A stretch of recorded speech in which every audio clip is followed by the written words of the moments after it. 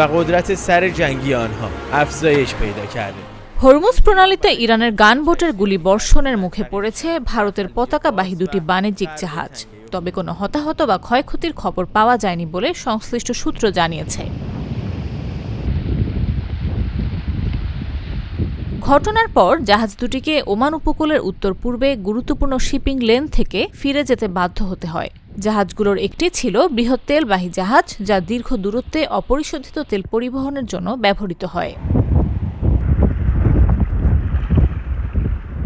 এই ঘটনার পর ভারতের পররাষ্ট্র মন্ত্রণালয় ইরানের রাষ্ট্রদূতকে তলব করে কড়া উদ্বেগ জানিয়েছে।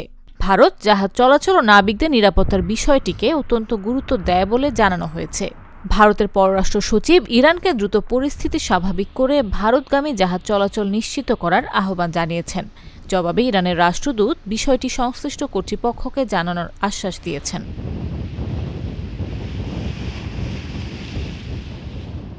এদিকে ইরান জানিয়েছে, যুক্তরাষ্ট্রের অবরোধের প্রেক্ষিতে প্রণালীর নিয়ন্ত্রণ আবার কঠোর করা হয়েছে, ফলে বহু বাণিজ্যিক জাহাজ চলাচলের চেষ্টা ছেড়ে দিচ্ছে।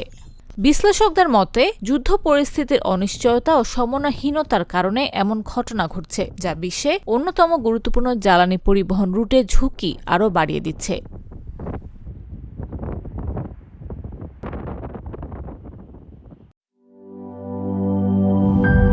ইউরোপ, এশিয়া, আমেরিকা যেখানে যাই, বিশ্বের 145টি দেশে আজ ফ্রুটো পাই।